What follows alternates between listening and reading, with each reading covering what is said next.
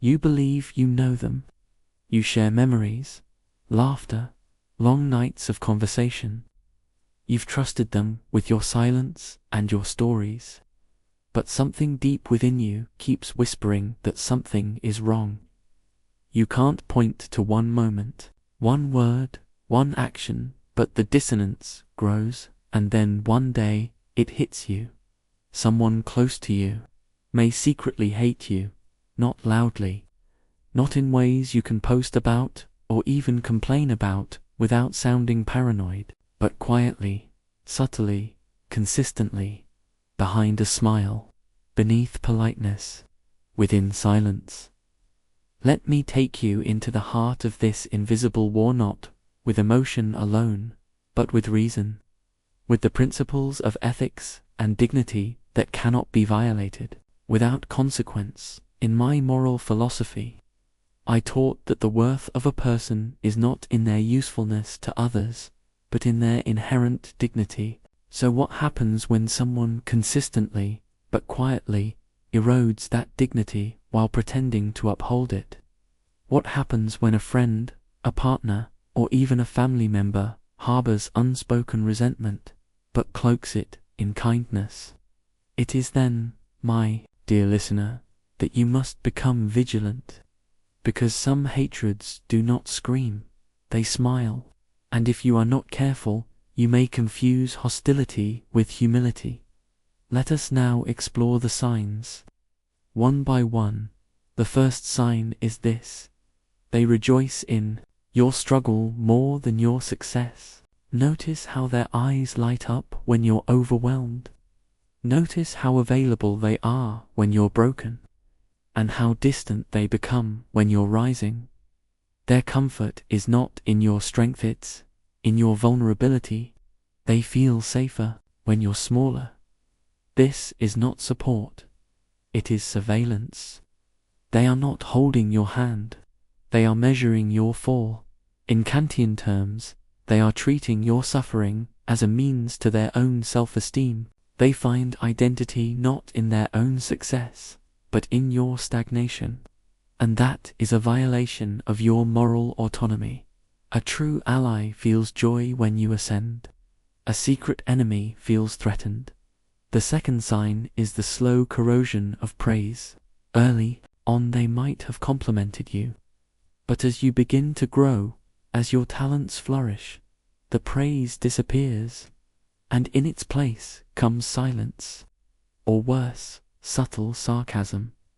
They say, "Look at you, getting all fancy now," or, "Wow, someone's really feeling themselves these days." These are not jokes. They are psychological knives dipped in humor, and their silence during your victories is louder than any insult. Immanuel Kant believed that respect for others is shown not through words alone, but through consistent affirmation of their worth. To ignore your triumphs is to deny your moral presence, and denial is a form of erasure. If someone never claps when you win, they were never truly on your team. The third sign is selective empathy. Pay attention to how they respond to your pain. Are they tender, or are they calculating? Do they listen, or do they pivot the conversation back to themselves? More importantly, do they weaponize your vulnerability later? A person who secretly hates you will pretend to listen but not to help you. They are collecting data. They are looking for patterns, for weaknesses, so when the time comes, they know exactly where to strike. They say things like, "Well, you're the one who said you were a mess. I mean, you've always struggled with that." In this, they are not supporting you. They are building ammunition. They are turning your moments of softness into future assaults. In Kantian ethics, this is one of the gravest offenses: to use someone's humanity against them. It is the highest betrayal of the moral law, because it twists empathy into manipulation. The fourth sign is manufactured guilt. They become offended when you draw boundaries. They call you selfish for saying no. They accuse you of changing, of becoming distant, of not caring enough. But observe closely. Their guilt is not based on any true abandonment. It is based on entitlement. They want access to you but not responsibility for how they treat you. You say no once and suddenly you're the villain. This is not love. This is control dressed as connection. A person who respects you will not resent your boundaries. A person who secretly hates you will challenge every one of them.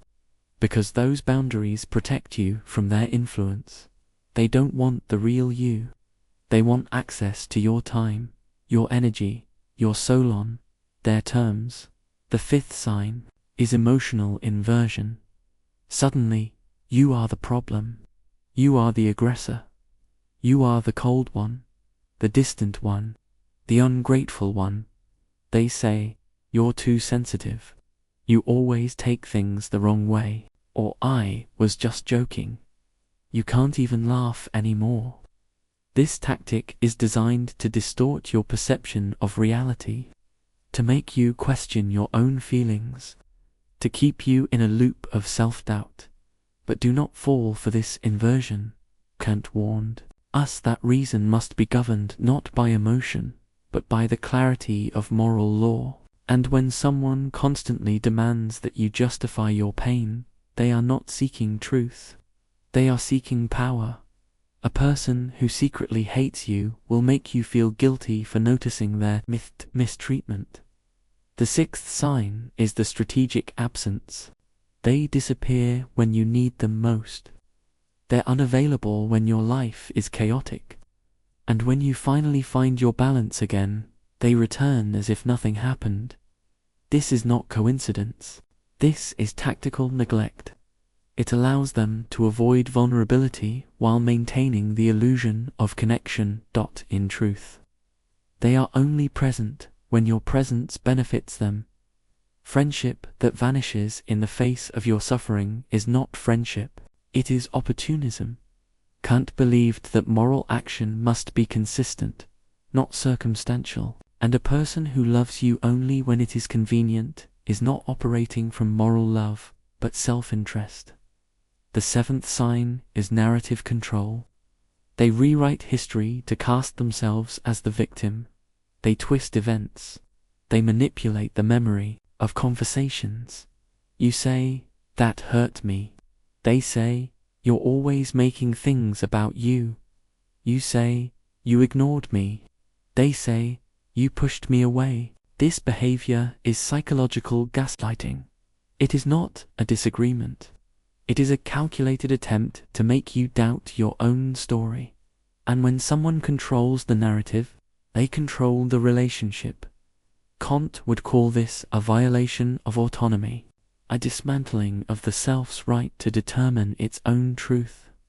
Do not surrender your memory. Do not give away your voice. The final sign, the most chilling of Alice, joyless proximity. You are in the same room, but you feel alone. You speak, but your words fall flat. You share, but there's no spark in their eyes. You laugh and they don't. You cry and they look away. This is not exhaustion. It is absence. They are present in body, but absent in spirit. They no longer see you as a person, but as a symbol of competition, of resentment, of something they cannot control. Their hatred has become apathy, and apathy is the final stage of hidden animosity. Immanuel Kant wrote that to treat another person as an end in themselves is the foundation of all morality. But when someone stops seeing you altogether, they are not just violating ethics, they are dissolving the bond that once made you human in their eyes. What, then, shall you do? First, do not deny the signs. The most dangerous hatred is not the one shouted in rage. It is the one whispered in silence. The one that hides in gestures, in pauses, in patterns. Second, reclaim your reality. You are not too sensitive. You are observant. You are not cold. You are protecting yourself. You are not imagining things. You are seeing clearly. Third, step back, not always in anger, sometimes in sadness, often in wisdom, because the more you engage, the more you entangle. Distance is not cruelty, it is clarity. Fourth, surround yourself with those who reflect light, not drain it, who clap when you win, who listen when you're broken, who stay when it's inconvenient. Fifth, remember that you are not defined by how others feel about you, but by how you uphold your own dignity. If someone close to you secretly hates you, that is their war. Your duty is not to fight back, to rise above, with reason, with clarity, with peace. For the greatest act of rebellion in the face of quiet hatred is to love yourself loudly, and when you walk away, do not look back. Not because you hate them, but because you finally remembered that love should never have to hide, and neither should you. Your presence is not a threat, it is a light. Keep shining. And let them choose whether they wish to burn or to step into the sun with you.